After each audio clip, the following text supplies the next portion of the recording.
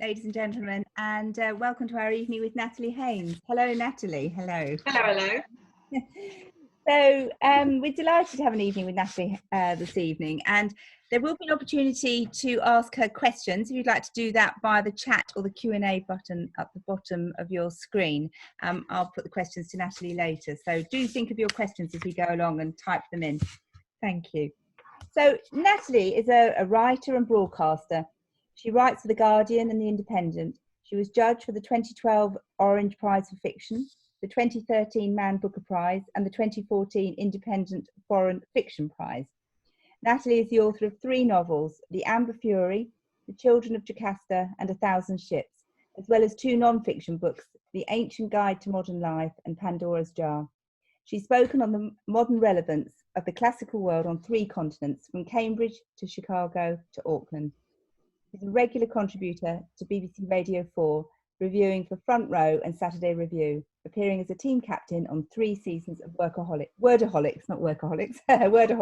as well as writing and presenting her own show, Natalie Haynes Stands Up for the Classics. A very warm welcome to Chorleywood virtually. Thank you so much for joining us, and we'll let you tell us all about your book. Thank you. Thanks. Hi everyone, I'm sorry I can't see you, but I'm hoping that you can see and hear me reasonably well. If you can hear a distant sound of what sounds a little bit like a shrieking and wretched fox having an altercation with perhaps another fox, that would be trains. I live near trains, just to let you know what's going on. I thought I would tell you a little bit about Pandora's Jar, and I know that Matilda has promised a bunch of you on Instagram, because Matilda runs my social media stuff, that you can have vengeful and murderous women. So I'm going to tell you a little bit about Pandora, who isn't vengeful or murderous, and then I think pure murder for the next, I don't know, half an hour or whatever, and then you can ask questions. Not necessarily about murder, but don't let me, stop you if that's your main focus. I'm just assuming that you're all basically trainee serial killers, and we'll see how tonight plays out. I imagine this will become, in some kind of, criminologist's notebook, the equivalent of a super spreader event, but we don't know yet. We'll just have to see. So the book is called Pandora's Jar because I kind of wanted people to stumble over it. I wanted people to think that they knew what it was going to be about. Pandora, in our language at least, is always linked with having a receptacle, but not a jar, always a box.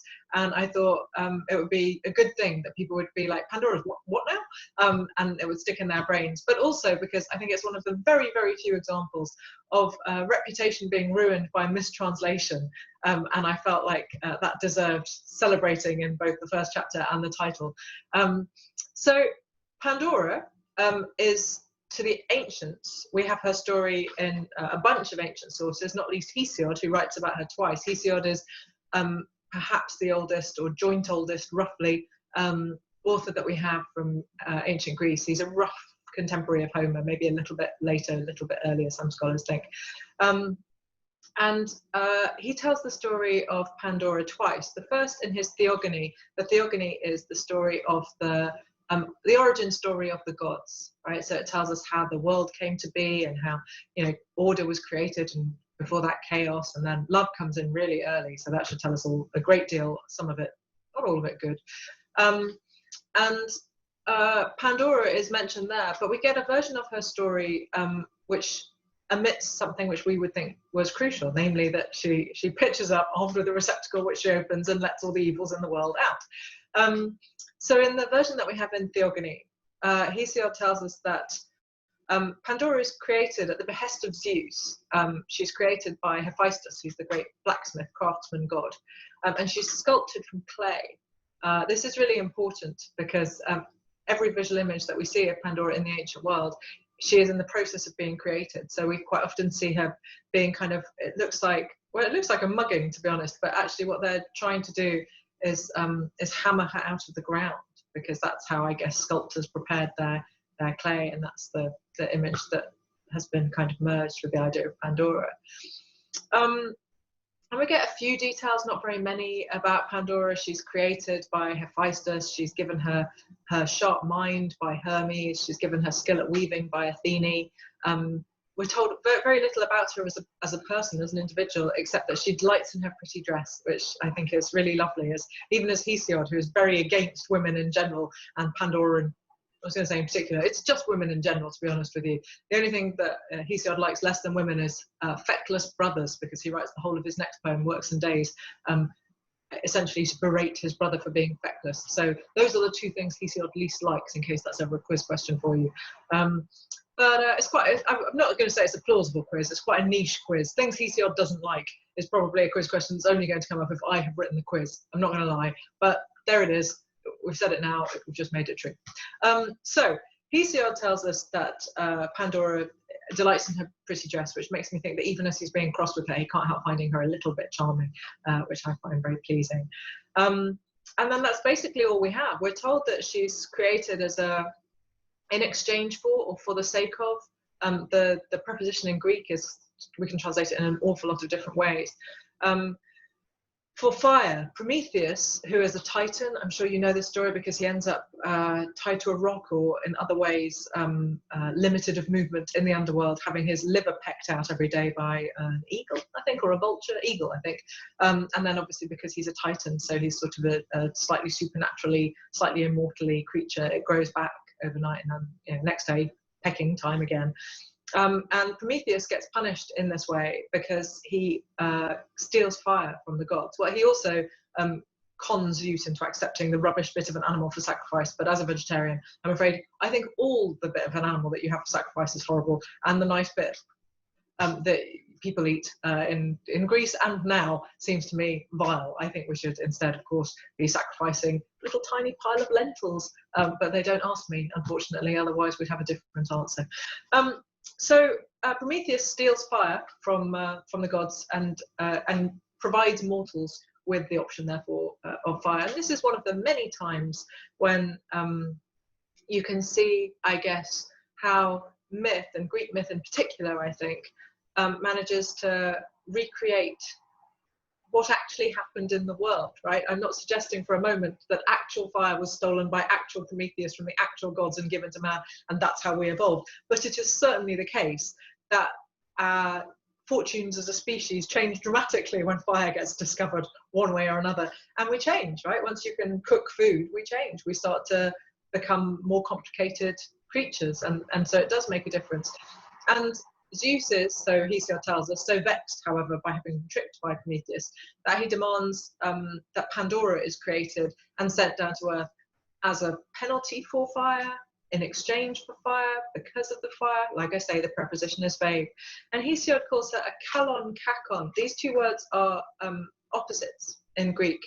And they're both adjectives, but as often with Greek, if you have just an adjective and not a noun, you can put the article, the word the, in front of it, and then use it as a substitute for a noun. I guess we probably do the same thing in English. We might say, oh, the quick and the dead, I guess, would be a good example. That technically we mean the quick, brackets, people, and the dead. Anyway, we don't really need to go down that path. I don't think this isn't tempting as it is to do just solid grammar for the next 40 minutes. I'm not sure how many of you would still be here if I did that, so let's not. So routinely you'll see this phrase, kalon kakon, translated in a really interesting way, which tells us a lot more about ourselves than about Pandora, and indeed than about the Greeks. Routinely, you'll see it translated as a beautiful evil. Pandora is a kalon, beautiful, kakon, evil. Or sometimes, I think in the Oxford World's Classic, she's a pretty bane. It's like, what an extraordinary phrase to use. All right, if you insist. But both of these words, kalos, kakos, they can both be visual, beautiful, ugly. They can both be moral, good, bad. They can be either of those things. So I think it's really interesting that the way we've routinely translated this makes Pandora pretty. Now that's not unreasonable. We get a lot of Hesiod telling us about her being created by all the gods and goddesses. So she probably is going to be, a beautiful, perfect kind of figure because she's been created by all these gods and goddesses contributing to her. So fair enough. But it's so interesting that we then decide to make the second word moral. So she's beautiful, but therefore she must be evil. It says a lot more about our values than about Greek values, that beautiful women must also be evil. As far as Hesiod is concerned, Pandora she's being just described as beautiful, ugly. And that's actually a French phrase for that, isn't there? Jolie laide, beautiful, ugly. So, we're the ones who've decided to make it a moral issue. You could just as accurately translate the phrase the other way around. Pandora could be an ugly good. We just don't do that because we have other evidence saying that she's beautiful. So we go, oh, well, okay, she must be beautiful. There's absolutely no evidence to say that she's bad, right? It's important to remember that Pandora is created in exchange for, as a price for, fire. Fire is neutral, right? It's a good thing if what you have is cold food that needs cooking. It's a bad thing if what you have is a wooden house and there's a forest fire. Fire itself doesn't have a moral value, right? It's the value that it has in our lives, is the value that we place on it in context. And I think it's much more realistic to show Pandora in the same sort of light. She's an agent of change. Zeus sends her to Earth. He sends her to mortals to shake things up a bit. Before Pandora, there are no women. So this idea that, oh, women, we're descended from Pandora, men, you're descended from Erichthonius. So we're literally different races, according to Greek myth, just in case you're wondering. So Pandora is sent to Earth, and she is handed over. We get a longer version of this story in Hesiod's second version of it, which is in the Works and Days. In the Works and Days, he tells us that Prometheus warns his brother, whose name is Epimetheus. Prometheus means foresight. Epimetheus means hindsight. See if you can guess the subtext there. It's like Dickens naming people. And so Prometheus warns his brother Epimetheus and says, don't accept any gifts from Zeus, because they'll definitely be problematic, because I have nicked a bit of fire and obviously tricked him into taking the rubbish bit of an animal for sacrifice. So don't accept it. And Epimetheus goes, right, definitely won't accept any presents from Zeus. And then about 14 seconds later, Pandora arrives, having been brought to Epimetheus by Hermes, who is obviously the messenger of Zeus. And Epimetheus goes, come on in, what's the worst that could happen? You're like, dude, I know this is your name, but really, what is wrong with you? And in this version of the story, Pandora does have a jar, but we're not told in her creation story that she has the jar. We're not told that she gets the jar, acquires the jar, wants the jar, carries the jar. It's simply the case that when she arrives at Epimetheus's house, she has a jar with her. We have to assume that Mercury, Hermes, to give him his Greek name, Mercury, to give him his Roman name, has given it to her or brought it with her, because she hasn't, she's just been created. She's not going to be wandering around, hey, are there any jars anywhere? And in some versions of the story as it's told by the ancients, the jar that Pandora has, she opens, right? But it's never an act of malice. What happens, of course, over time is that the story gets mapped onto the Eve narrative from the Old Testament, where a woman is very definitely responsible for everything bad in the world ever happening, because, well, I don't know about you, but I always feel insecure if we don't get the opportunity to blame a lady for everything. So the Pandora story gets distorted because it has to be jammed into a sort of Christian mentality, because the Old Testament obviously has a different value set from Greek myth. And so in some versions of Pandora's story, including this Hesiodic one, she has a jar and she opens the jar. Or sometimes the jar is opened and we're not told who does it. Sometimes the jar has bad things in it. And that's the only version that we know generally, is that Pandora has a, we think, box, but actually jar full of terrible things, and she opens it deliberately or accidentally, and all of them come out into the world. And then the world is full of grievous cares and so on and so on. But here's the thing. In some versions of Pandora's story, for example, the one told by Theognis, another early Greek poet, the jar is full of good things. And the problem is that they're let out into the world instead of being kept safe in the jar. So they all kind of fly free and we don't have them anymore. In some versions of the story, as I say, Pandora opens the jar. In some versions, the jar is open. In some versions, for example, the one told by Aesop, whose fables you doubtless read as a child, it's Epimetheus who opens the jar.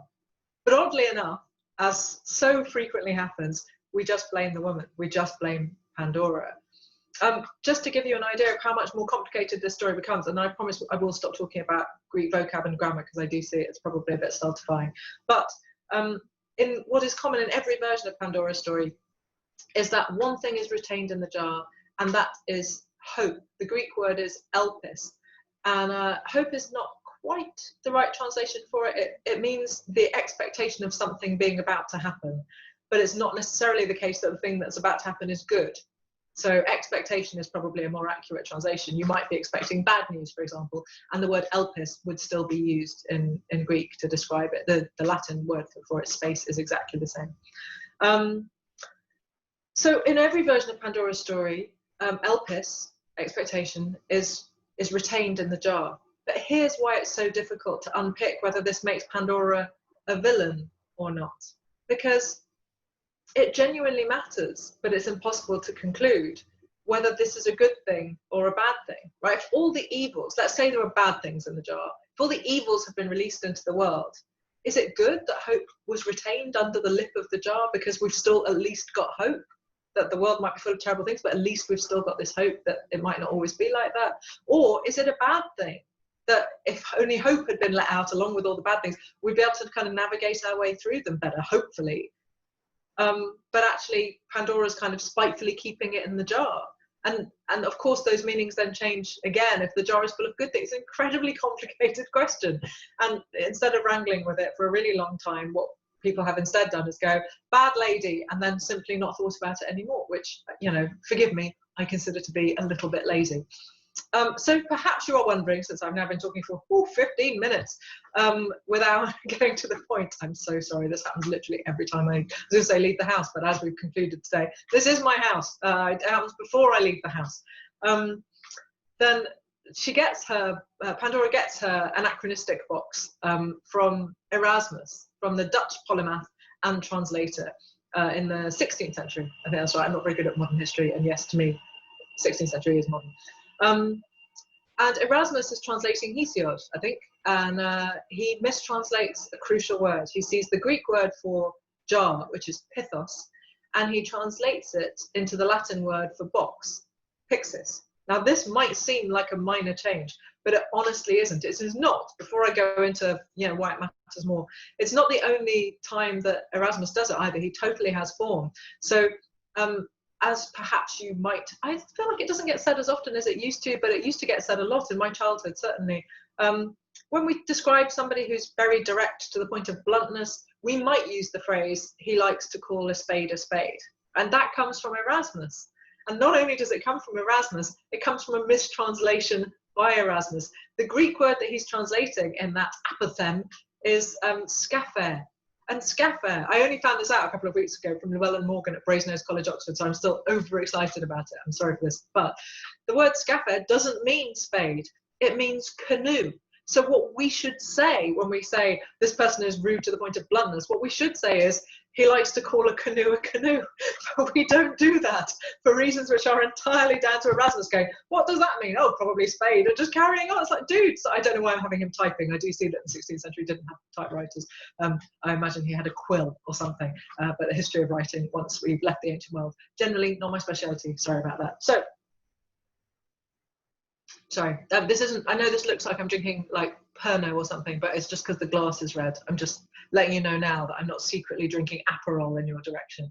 It's just there's a stripe around the glass. Just, I like to give you a bit of background information so that you feel secure about what's going on and that I'm not in fact getting roundly hammered on Cinzano or something while you watch. Although let's do that next time because we've got to have a hobby. So what's interesting about this mistranslation of Erasmus is that it obviously feeds into something that we, at some level, that we as a society want to believe, right? Which is that basically it's a woman's fault that everything's gone terribly, terribly wrong. And that is really a pretty accurate reading of the Eve narrative.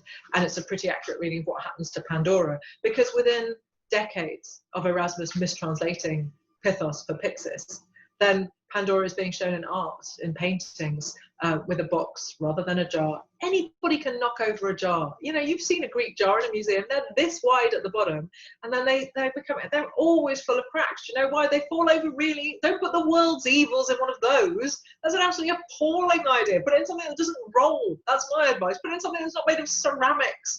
This is, and so, you know, we want it to be not an accident, which the jar makes it seem like it could easily be, but we want it to be deliberate. You know, it takes so little time for post-Erasmus, for artists to start showing Pandora, you know, with a kind of strong box with straps around it, and she's, you know, there she is trying to open them up. Like, it's like, mate, stop it.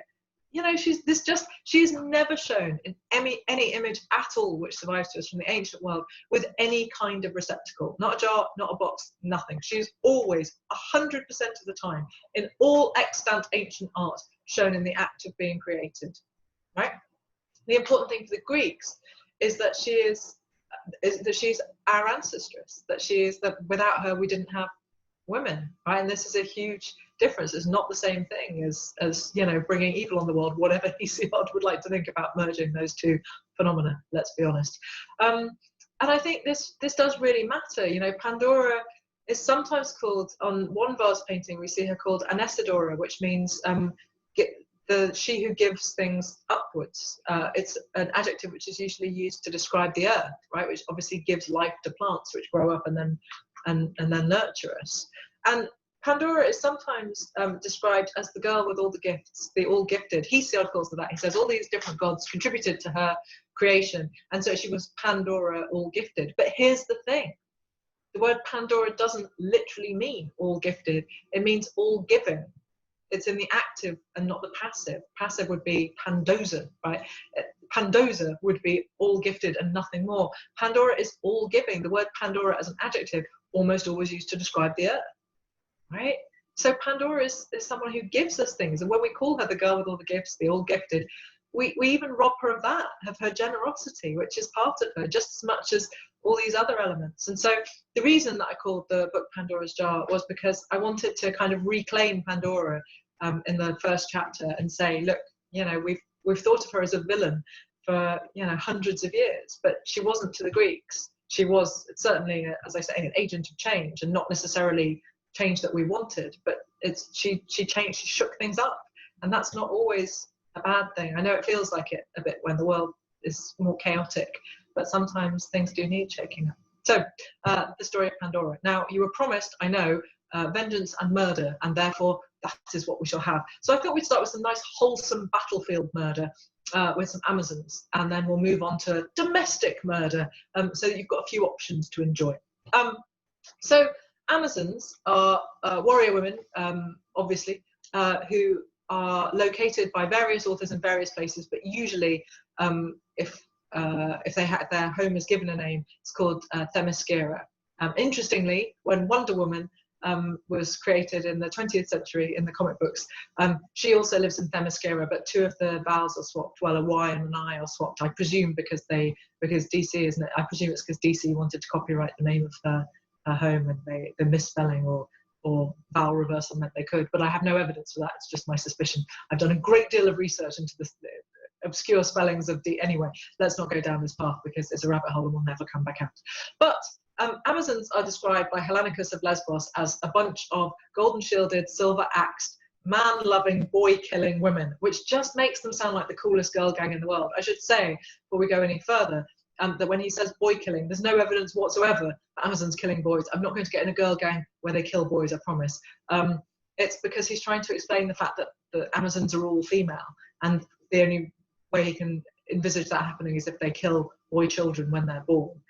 But obviously they don't do that. So there are weird stories about Amazons have proliferated since there were Amazons. So for example, quite late in the day of the ancient world, way into about the 1st century, 2nd century BCE, we get this bizarre addendum to them which says that they must cut off or iron one breast so that they can fire a bow and arrow or throw a spear without their breast getting in the way. It's like, you know, here's the thing. Well, two things really. One is if you look at the way that, for example, Artemis, the archer goddess, fires a bow and arrow on ancient Greek vases, she holds it literally at arm's length like this. You could have absolutely massive Madonna conical tits and it would make no difference whatsoever to how capably she can fight. It would simply make no difference. I can't think of anybody who would have big enough tits for this to be an issue in this world or at any point in history, if you have a bow and arrow in the same way that Artemis, for example, uses one. So I don't think it's a big issue. I don't know if there's any kind of issue with javelin throwers now on the kind of spear throwing front, but I don't think it's an issue. The reason that we have this bizarre belief is that Amazons cut off one breast in order. We have literally hundreds of visual images of Amazons on ancient vase paintings in particular, incredibly popular design for ancient vase painters. Out of all mythological characters, Hercules, to give him his Roman name, he is the most popular mythological character painted on vases which survive to us today. We have most examples of him. and the second most popular are Amazons. They are incredibly popular. So we've got loads and loads of images of them. All of them are fully symmetrical, I absolutely promise you.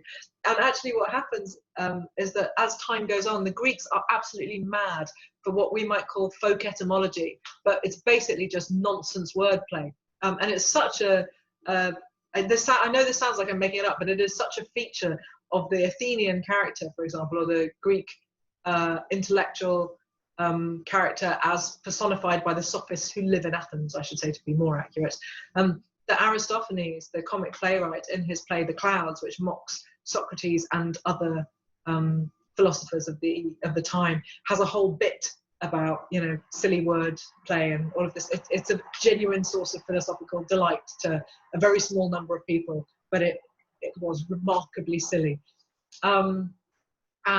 This particular example is an attempt to derive sense out of the word Amazon, and they thought it must be the a bit, prefix, is negating, like we would have un, for example, cliched, uncliched. The a is the negation, and then the madzon they thought must come from the word mastos, meaning breast. Well, we get the word mastitis from it, I guess. So a madzon, without the breast, and it's like, well, they're women, and yet they don't, wait, what, they must, and so on and so on. But the word Amazon isn't a Greek word, it's a loan word from another language. We don't know which one, but there are a few plausible-ish contenders. Yeah, it's not a Greek word, so it's an attempt to derive meaning from a word which doesn't have those meanings within it, just so you know. But as I say, they're incredibly popular decorations on vases, and partly because they are so exotic and strange, right? Amazons do all kinds of things that Greek men, the women that Greek men knew, their wives, their lovers, would certainly not do. For a start, they fought in battles. Amazon wars with Greeks are so integral to their myth that there's a word for it, Amazonomachy, a fight with Amazons, right? And they wear deviant clothes. For example, trousers. I know, it's incredibly shocking because, of course, Greek warriors, Greek men in general, would never have worn such a thing. Trousers are both effete and Eastern, as far as the Greeks are concerned, and therefore cannot be trusted. A decent man will wear a nice tunic and have bare legs, just so you all know, irrespective of the weather, it appears. So Amazons were already very sharp. But if you look at some of the vase paintings that we have of Amazons, incredibly ornate outfits that they wore. They have these leggings that often have a kind of zigzag design on it, or a diamond pattern, and a tunic top, which again will often have a little design of squares.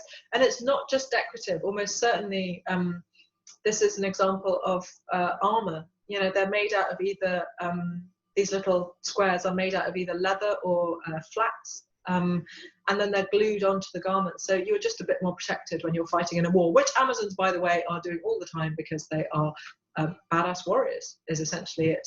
And the other thing that I'm going to tell you about, I've really got to hurry on to murderers. I mean, I know that they're a bit murderous. Well, I mean, we get loads of examples of Amazons doing lots of murdering on the battlefield, but it doesn't really count in a war, does it? Or maybe it does. But the most celebrated warrior, of course, is Penthesilea. And Penthesilea fights Achilles at Troy. And it's right at the end of the Trojan War.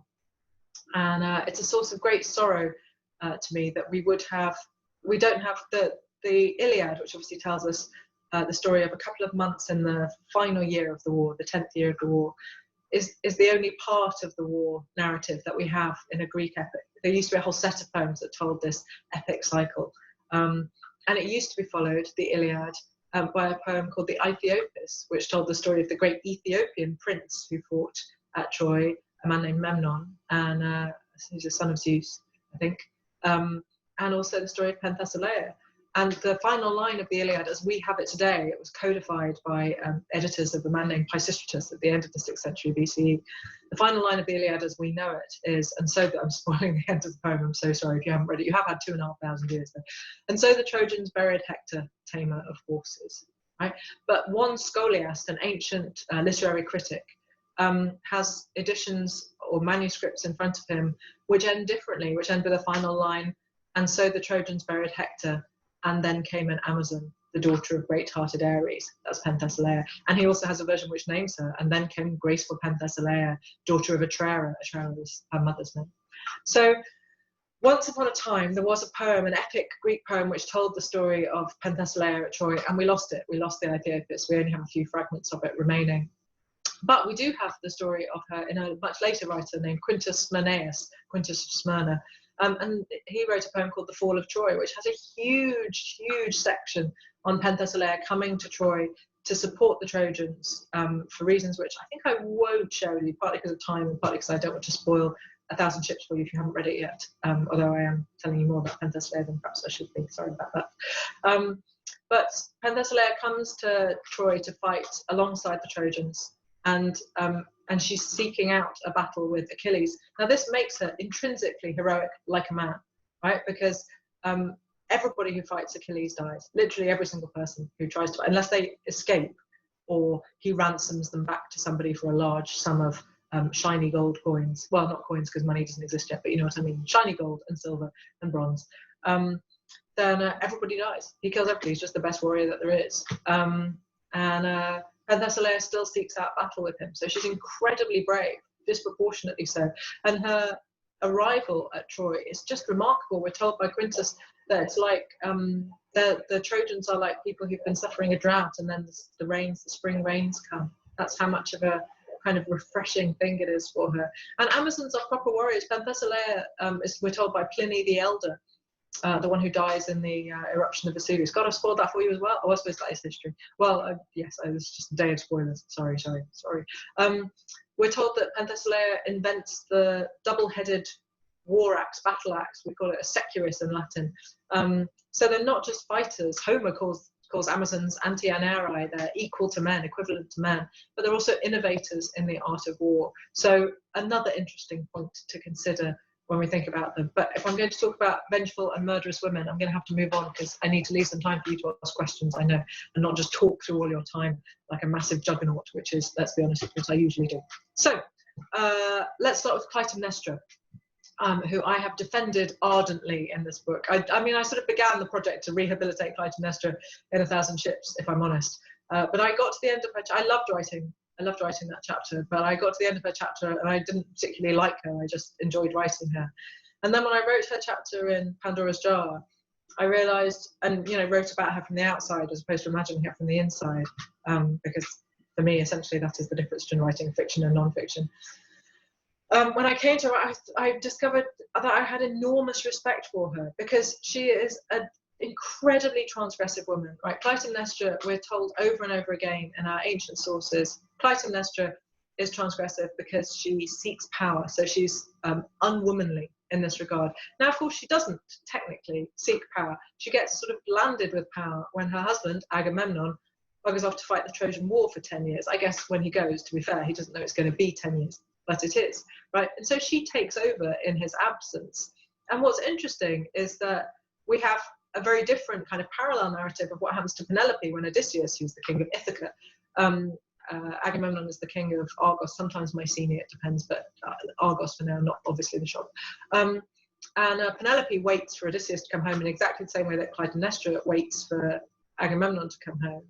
But for Penelope, her house gets sort of invaded by young men once they think that Odysseus might be dead. He's gone for twice as long as Agamemnon, 20 years rather than 10. And as soon as they stop getting news from Troy, these young men descend to try and persuade her to marry them because at least they believe that by marrying her, the queen of Ithaca, they would become the new king of Ithaca. Clytemnestra waits for Agamemnon in a really different way.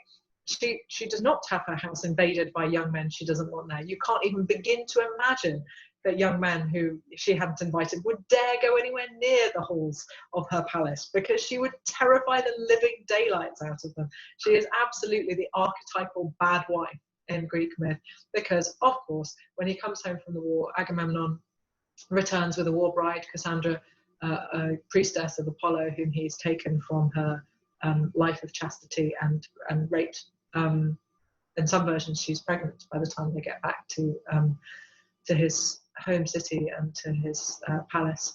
And he returns home and Clytemnestra murders him. And she murders him for a really interesting reason, which changes, of course, depending on which version of the myth we read. I should say that the more contradictory versions of a character story that we get, the more it tells us that this story was popular, this character was popular in the ancient world, because what it means is pretty much inevitably that you have multiple storytellers creating stories about these different characters at the same time across the Greek world, and so they end up not quite agreeing, and that's a sign that obviously Clytemnestra's story as Agamemnon's, as Helen's, Helen of Troy isn't always Helen of Troy. Sometimes she's Helen of Egypt.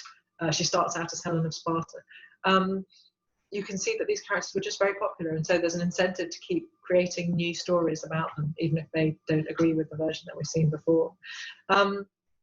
And Clytemnestra waits for Agamemnon to come home, and she kills him with either an axe or a sword, or in some versions her lover, a man named Aegisthus, kills him. There's an incredible plot in the Museum of Fine Arts in Boston by the Documartia painter, in which Aegisthus is killing Agamemnon, and Clytemnestra is sort of standing behind him with an axe, a little bit like a cheerleader, but with an axe rather than pom-poms. I'm not saying it would necessarily improve cheerleading, I'm just saying it would add an element of challenge that I don't think I would particularly resent. But in Aeschylus's version, in the play Agamemnon, which, and don't be fooled by the title, Agamemnon is not the lead character in this play. Clytemnestra is the lead character in this play. She has vastly more dialogue than any other character, Agamemnon included. And Agamemnon comes home from the war, armed with Cassandra, his war bride, and Clytemnestra has been waiting for him to come back. And she's been waiting for him to come back for one reason only, and that is to kill him. And the reason she wants to kill him is because in order to get a fair wind to sail to Troy 10 years earlier, the Greeks all gather at a place called Aulis, and suddenly the wind dies and there's no way they can set sail to Troy. And it becomes clear that somebody, in most versions Agamemnon, has offended Artemis, and she demands a sacrifice, and that sacrifice is Iphigenia, and in some versions, not every version, he demands that Iphigenia is brought to Aulis by Clytemnestra usually, in order to marry Achilles. That's the ruse they use to get this teenage girl to Aulis, and she turns up expecting to be married, and she's sacrificed like an animal by her father, who slits her throat.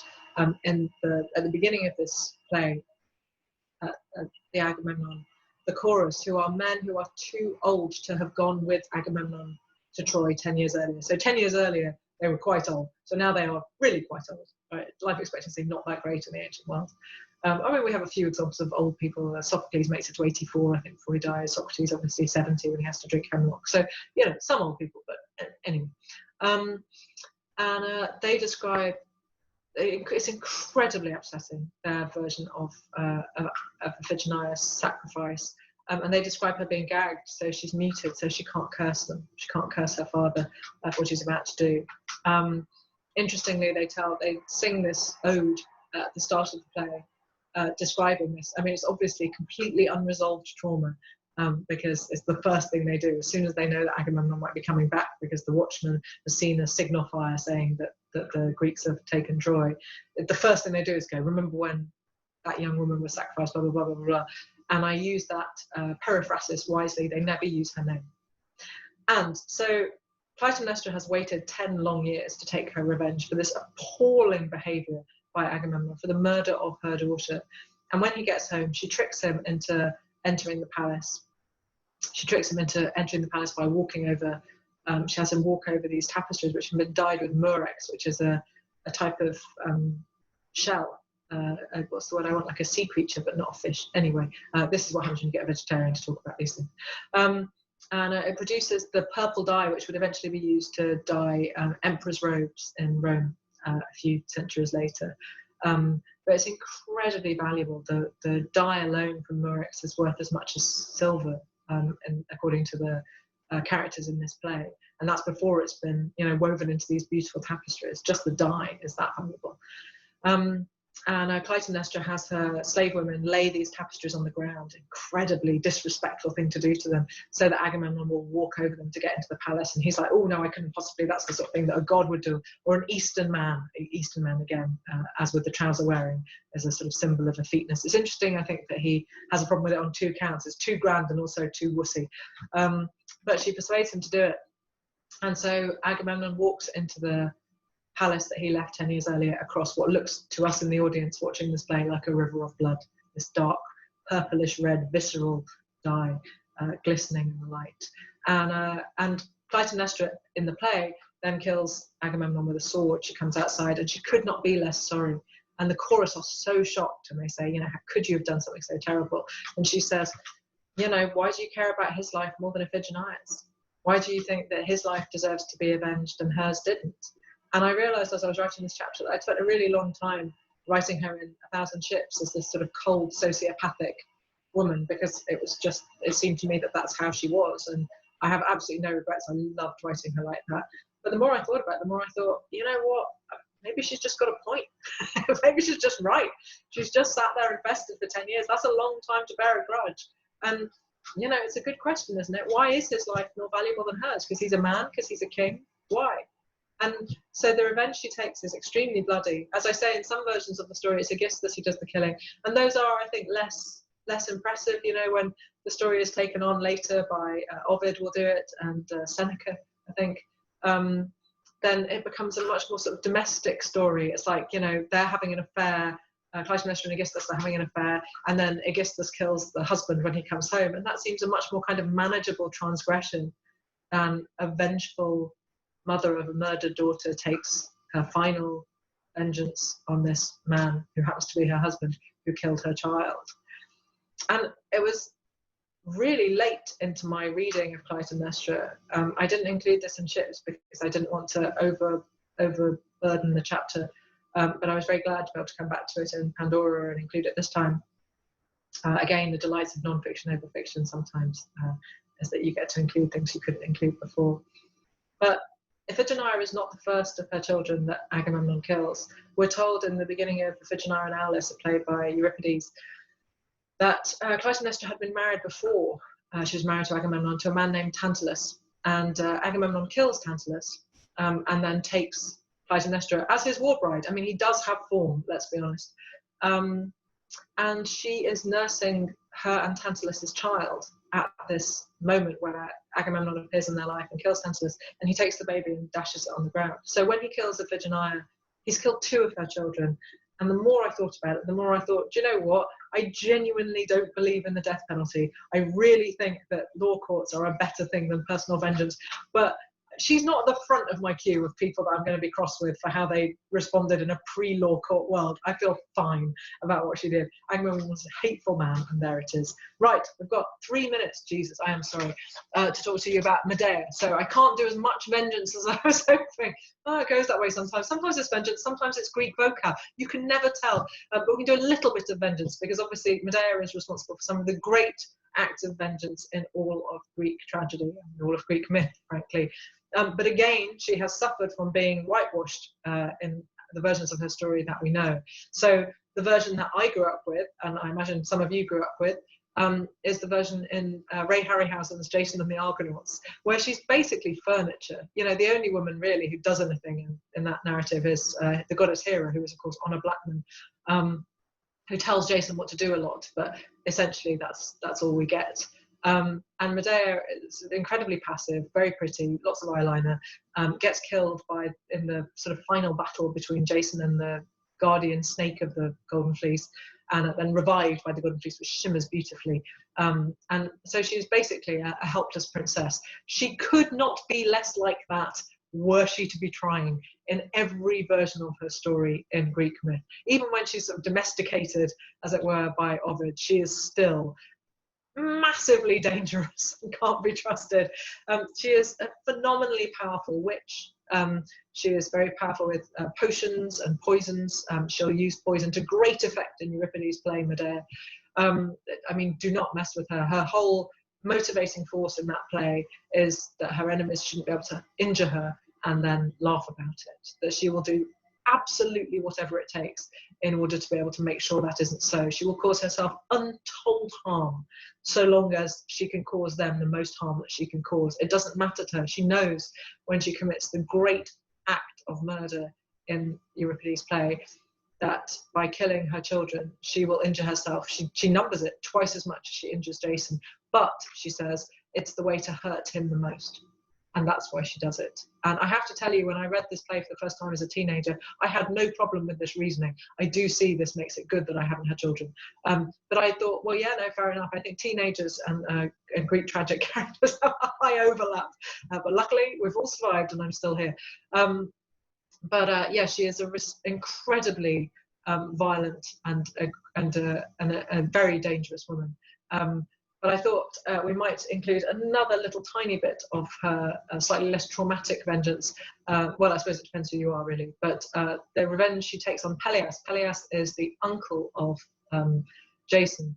And before the action of Euripides' play Medea, Peleus has wronged Jason and robbed him of his patrimony, so he doesn't get to inherit his father's kingdom. Peleus nicks it. And Jason and Medea pitch up at Peleus's now kingdom. And he's quite old and quite frail. And Medea persuades Peleus's daughters that they could improve and rejuvenate their father if they just do what she's about to do. And then here's what happens. She doesn't perform what you and I might think of as magic, like in Harry Potter magic. She performs what you or I might think of as a magic trick, like a Paul Daniels magic trick. So what she does is take a really old, tired-looking ram, and she cuts it into pieces and puts them into a pot and then boils it, and then produces, clearly from behind like a cloak or something, a new shiny ram, and says, look, this is a rejuvenating process. And I'm afraid the daughters of Peleus go, that looks tremendous. There's an incredible vase painting of this. In fact, there are a bunch. It's a wonderful scene, obviously, to paint, where there's a ram practically springing out of a cauldron, looking really delighted that all of this has happened. I presume because its feet wobbled, trying to get out faster. And Peleus, this sort of old man, is kind of sitting side of the pot like, are you sure? And his daughters are like, we could give it a go. And that, I'm afraid, it turns out when you do it to Peleus, it doesn't work. And so that is why at the start of Euripides' play, Medea and Jason are in exile in Corinth, because they have been banished from Colchis, which is where, is that right? No, Iolcus, where Peleus lives. So I've now talked for 45 minutes, which is what I promised I would do, to leave some time for you to ask questions and to be able to get, out of here by bedtime. So you're welcome. Ask me your questions, unless they are difficult, in which case I don't know the answer. Oh, Natalie, thank you. That was brilliant. So interesting. We've got lots of questions, actually. So we'll kick off with Emily. If there was a part 2, which other ladies would you include? And were there any you had to cut out of this one? There wasn't time to write anything that I cut out of this one. I do normally write skinny and then bulk it out, but this book was written while I was on tour with Ships, and the tour went on forever. You and I were talking about this before everybody came to join us. So I toured 75 shows since Ships came out at the start of May last year. And then I wrote this book in what we might charitably describe as an enormous rush around that time, because that's just how my schedule works sometimes.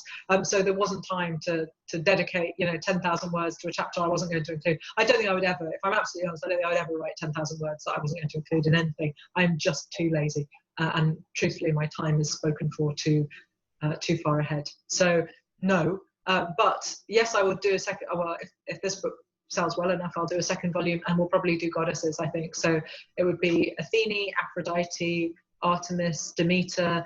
There's a chunk about Persephone in this book, which I now think, if I had thought about it at the time, about doing it in 2 volumes, I wouldn't have included in this book. So perhaps I'll have to reiterate some of my points about it. There's plenty more to talk about with Persephone, so I feel all right about it. But yeah, Hecate, maybe the sort of dark witchy goddess, Selene, the moon goddess. So there are a few nice ones that I could do. So yeah, I think goddesses would be it. Somebody else now. Which figure from myth would make the best TV detective? Oh, a TV detective question. 25 points to you. Obviously, I'm afraid sorry to betray the ladies, but it's Oedipus. Oedipus is the original TV detective.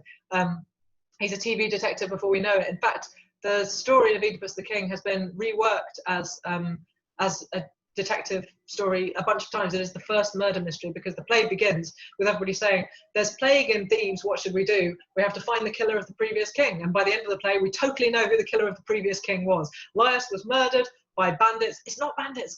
At a place where 3 roads meet. Okay, that bit is true. By unknown assailants. We know. And Oedipus is the detective. And as it turns out, sorry again, spoiler, he is also the murderer. So this is the exact plot of the film Angel Heart, starring Robert De Niro and Mickey Rourke from the, I'm going to say 80s, but it might just shade into the 90s, but I'm pretty sure 80s.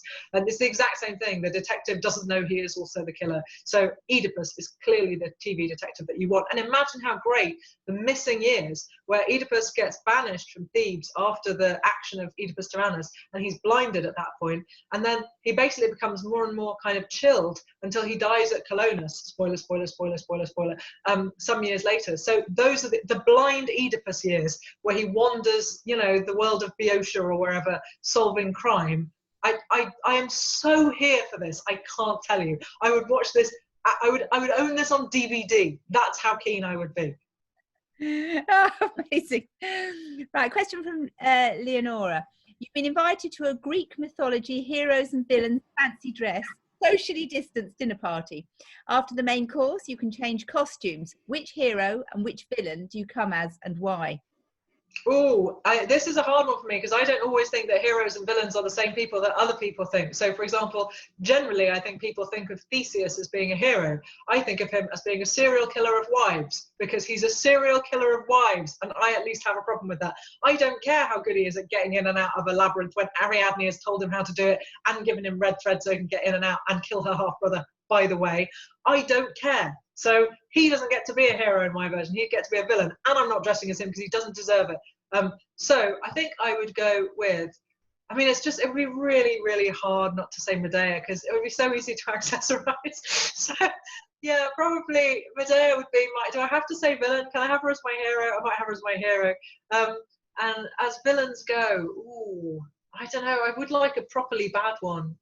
But the trouble is I keep reclaiming these women and making them nicer. So all the ones that other people think of as villains, I don't think of in the same way, I think. So yeah, I think maybe my favourite villain, in terms of my way of looking at the world, is probably the Sibyls, you know, the kind of riddling oracle women. They're always saying to people, oh, if you do X, then Y will happen, and you read it one way and then another. I can't just say it properly and stop getting stoned on chewing bits of laurel or whatever it is you're eating, and tell me the truth. It would just annoy me. I can't bear people who don't get to the point. So Sybil, Medea, but the other way around.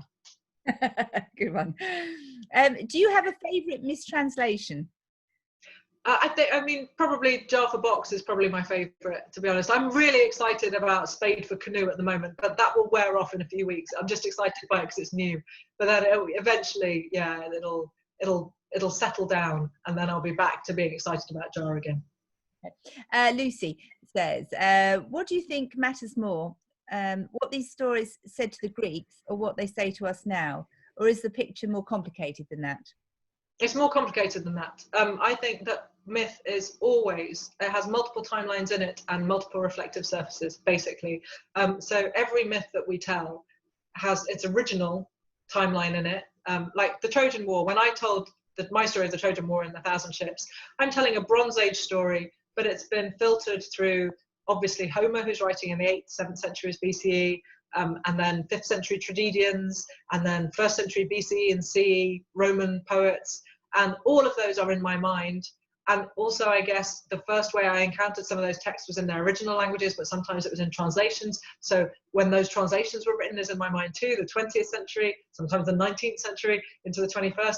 And obviously, when I put my stamp on it, it becomes a 21st century kind of feminist retelling. And so it becomes something else again. And so I guess I think that myth acts as a mirror for us to look at ourselves as well as the stories that are in there. And so each of these stories contains multitudes, and at every stage we're seeing these characters in their own world, but also their world as we perceive it. And so we're refracting everything through the prism of who we are, and that's as it should be. I think that's the joy of myth, and one of the reasons why you can mine it so extensively and why it keeps giving new gold. You know, you don't ever get to the point of going, oh, I think I know everything about this myth now. I've been reading and writing about Euripides' Medea since I was 16 or 17. I wrote my dissertation on it at university, and when I wrote about it for the chapter that she has in Pandora, I found that I must have read that play 40, 50 times. I've seen it performed 30 times. I've seen it performed in Greek, in English, modern time, ancient time, and I found a thing I'd never found it before. I was like, you're kidding me. And I was sitting there like, I can't. So it's not a particularly exciting thing for other people in the book, you know, but it was so exciting to me. So I've been reading this play for decades, and still I'm finding things in it which are, to me at least, brand new. Oh, so somebody's saying here it's International Lesbian Day today. How did how did lesbians fare in ancient Greece? Well, I mean, I think probably to a great extent, I was probably a pretty much don't ask, don't tell policy. Elite women in 5th century Athens, for example, were cloistered and not allowed to see men that they weren't very closely related to, husband, son, father, maybe brother. So you have to assume that they were at it with other women, because the boredom otherwise would have just overwhelmed you. So I don't know whether, does that count as sort of opportune lesbianism rather than, I don't know. And obviously in Sparta, famously, men all slept in their sort of communal dorms, and women, so I presume they also at it like knives. Sappho, clearly both a geographical lesbian and perhaps bisexual, because she certainly has a husband and a daughter, but obviously she has love, or expresses love, and not just love, but intense sexual passion for women. So, we have a few examples of lesbianism, but perhaps a great deal fewer than we would have if more women's work survives, I would suggest. So I would imagine it wasn't a terrible time to be a lesbian, because, as so often with lesbian history, people just sort of don't think they can really exist. And so, marvelous work, everyone. Just as you were, carry on. Louise said, is Penelope in the book? She is not a murderer. How does she work in a relationship with other women? Oh, Penelope is in the book. She is the final chapter, and she is there because I wanted to reclaim a woman from the what's the word I want? The sort of prison of being a good wife as much as somebody being a bad wife. I thought, we're always told about Penelope that she is, the perfect wife by men who have at most met her once 20 years ago. The ghost of Agamemnon in book 24 of the Odyssey says to one of the dead suitors of Penelope, oh, lucky Odysseus, he had such a great wife, not like mine, blah, blah, blah, blah, blah, blah. And that right there is my problem with Penelope being lauded as a good wife, is that it makes her something that men find, what they approve of is that she's chaste, by which I mean TE, but also ED actually, because there are so many suitors. And so she doesn't sleep around while Odysseus is away, but they don't know her. They don't know if she's a good wife. What makes a good wife on those criteria is that she's a one-parent family, and she brings up her son from, a tiny child to adulthood in the absence of his father, and she looks after the palace and doesn't remarry. Well, those are quite a lot of things she doesn't do, as well as not, and it always seemed to me a bit unreasonable. There are versions of Penelope's story where she in fact goes at it like knives with one of the suitors, and Odysseus kills her when he comes home because she's been unfaithful. There's a version where she ends up, I think, in a relationship with a god, and she gives birth to the god Pan, I think. And so there are alternative versions of Penelope where she isn't this sort of towering figure of virtue. And I thought it would be more interesting to look at her story that way and say, well, this also is an unreasonable archetype of what it means to be a woman and what it means to be this particular woman, because we're robbing her of her kind of character. And it's a really interesting question, because Homer, the first time we meet Penelope in book 1 of the Odyssey, she's veiled.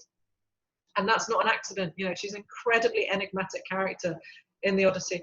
It's very, very hard to know when she's telling the truth and when she isn't. Sometimes Athene puts words or ideas into her mind, and so is it her talking, or is it she's inspired by a goddess to say this? And we get the sense very strongly, at least I think we get the sense very strongly, that Odysseus is an intrinsically very dishonest man, and she's his match. They go together. So why would she prize honesty?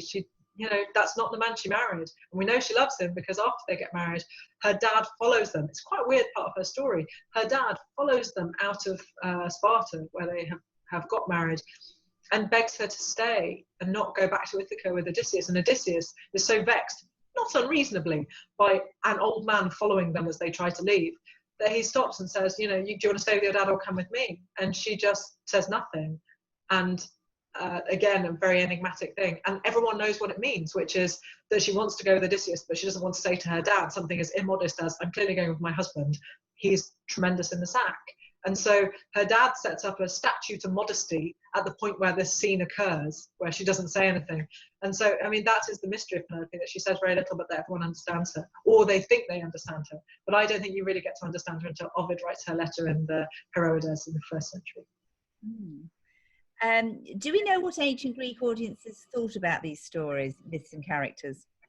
Yeah, sometimes, because obviously we have the Dionysia, which is the Greek tragedy competition that happens every year in Athens, and that's where almost every tragedy that we have is performed for the first time. Some of them are rewrites. Our version of Hippolytus, Eurycles Hippolytus, is the second time he takes that on. The first time was incredibly unpopular, and he rewrites to make Phaedra less lustful and more traumatic and more victimized, more a plaything of the gods. So sometimes we have a rewrite, but yeah, sometimes we can see when Medea was performed the first time in 431 BCE, it was, as all these plays are, it was part of a trilogy.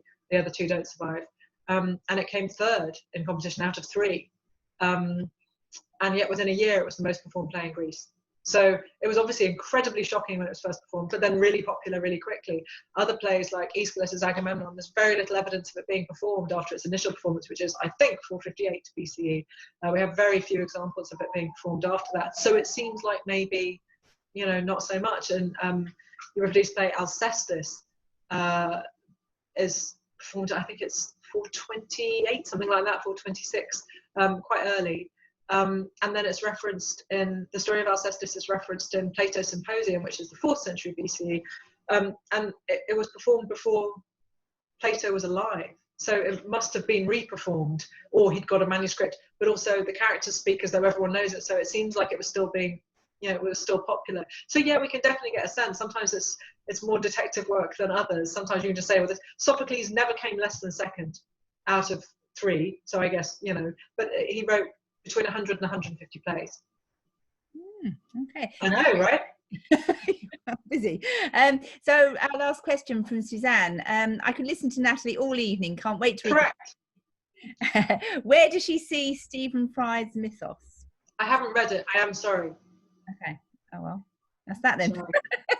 A short answer to the last question. Finally. It's what everyone's dreaming would happen.